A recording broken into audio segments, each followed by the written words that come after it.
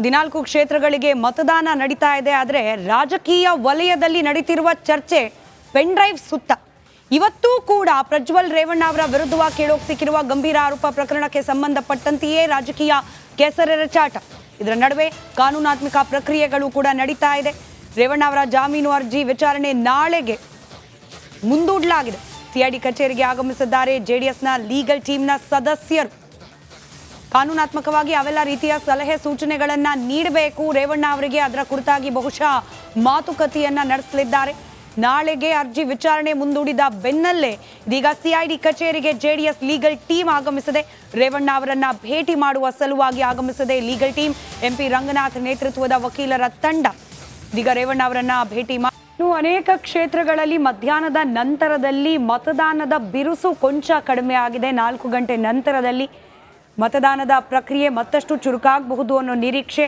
ಯಾವ್ಯಾವ ಭಾಗದಲ್ಲಿ ಯಾವ ರೀತಿ ಇದೆ ಮತದಾನ ಪ್ರಕ್ರಿಯೆಗೆ ಪ್ರತಿಕ್ರಿಯೆ ಅನ್ನೋದರ ಗ್ರೌಂಡ್ ರಿಪೋರ್ಟ್ ಅನ್ನ ರಿಪಬ್ಲಿಕ್ ಕನ್ನಡದ ಅತಿ ದೊಡ್ಡ ತಂಡ ನೀವು ಗಮನಿಸ್ತಿದ್ದೀರಿ. 30ಕ್ಕೂ ಅಧಿಕ ಮಂದಿ ರಿಪೋರ್ಟರ್ಸ್ ನಿಮ್ಮವರೆಗೂ ಮಾಹಿತಿಯನ್ನ ತಂದುಕೊಡ್ತಾ ಇದ್ದಾರೆ. ಸದ್ಯಕ್ಕೆ ಹುಬ್ಬಳ್ಳಿ ಧಾರವಾಡ ಲೋಕಸಭಾ ಕ್ಷೇತ್ರ ಯಾವ ರೀತಿ ಇದೆ ಮತದಾನ, ಇದರ ಡೀಟೇಲ್ಸ್ನೊಂದಿಗೆ ಪ್ರಕಾಶ್ ಹಿರೇಮಠ್ ನೇರ ಸಂಪರ್ಕದಲ್ಲಿ. ಪ್ರಕಾಶ್, ಮಧ್ಯಾಹ್ನದ ನಂತರ ಹೆಂಗೆ ಲಂಚ್ ಬ್ರೇಕು, ಚಿಕ್ಕ ನಿದ್ದೆ, ಅದಾದ್ಮೇಲೆ ಓಟು, ಹಿಂಗಿದೆಯಾ ಪರಿಸ್ಥಿತಿ?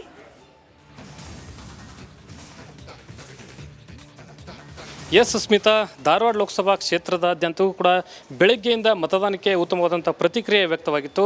ತದನಂತರ ಅಂದರೆ 12 ಗಂಟೆ ನಂತರದಲ್ಲಿ ಕೊಂಚ ಮತದಾನದ ಅಂದರೆ ಪ್ರಕ್ರಿಯೆಯಲ್ಲಿ ಸಾರ್ವಜನಿಕರು ಮತದಾರರು ಹೊರಗಡೆ ಬರೋಕ್ಕೆ ಸ್ವಲ್ಪ ಕೊಂಚ ಹಿಂದೇಟನ್ನು ಹಾಕ್ತಾ ಇದ್ದಾರೆ. ನಾನೀಗ ಕೇಶವಾಪುರದ ವ್ಯಾಪ್ತಿಯಲ್ಲಿರ್ತಕ್ಕಂತಹ ಕಾನ್ವೆಂಟ್ ಶಾಲೆಯ ಮತಗಟ್ಟೆಯಲ್ಲಿದ್ದೀನಿ. ದೃಶ್ಯದ ತಾವು ಗಮನಿಸ್ತಾ ಇರ್ಬೋದು. ಈಗಾಗಲೇ ಬೆಳಗ್ಗೆಯಿಂದ ಬಹುತೇಕ ಲೋಕಸಭಾ ಕ್ಷೇತ್ರದ ಒಂದು 8 ವಿಧಾನಸಭಾ ಕ್ಷೇತ್ರಗಳು ಏನಿದ್ದಾವೆ ಈ ವಿಧಾನಸಭಾ ಕ್ಷೇತ್ರಗಳ ವ್ಯಾಪ್ತಿಯಲ್ಲೂ ಸಹ ಉತ್ತಮವಾದಂಥ ಪ್ರತಿಕ್ರಿಯೆ ವ್ಯಕ್ತವಾಗಿತ್ತು.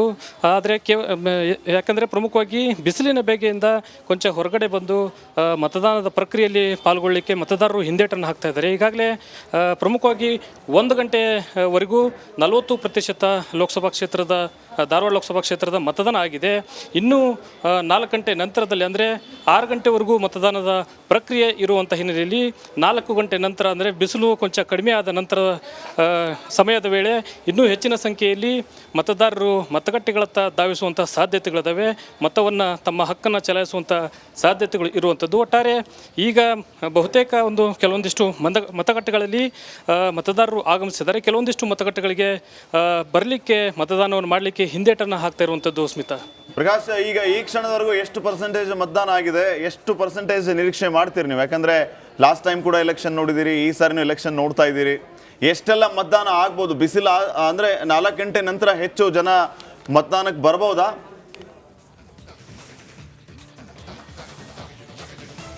ಎಸ್ ಶ್ರೀಪಾದ್ ಪಾಟೀಲ್, ತಾವು ಕೂಡ ಗಮನಿಸ್ತಾ ಇರ್ಬೋದು.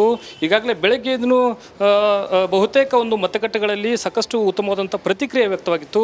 ಕಳೆದ ಬಾರಿ ಲೋಕಸಭಾ ಚುನಾವಣೆಗೆ ಧಾರವಾಡ ಲೋಕಸಭಾ ಕ್ಷೇತ್ರದ ಪ್ರತಿಶತ 70% ಮತದಾನ ಆಗಿತ್ತು. ಈಗ ಇವತ್ತಿನ ಸ್ಟೇಟಸ್ ನೋಡೋದಾದರೆ 1 ಗಂಟೆವರೆಗೂ ಕೇವಲ 40% ಮತದಾನ ಈಗಾಗಲೇ ಆಗಿರುವಂಥದ್ದು. ಇನ್ನೇನು ಕೆಲವೇ ಕ್ಷಣಗಳಲ್ಲಿ ಅಂದರೆ 3 ಗಂಟೆ ನಂತರದಲ್ಲಿ ಇನ್ನೂ ಹೆಚ್ಚಿನ ಮತದಾನ ಆಗಿರುವಂಥ ಪ್ರತಿಶತವನ್ನು ಈಗಾಗಲೇ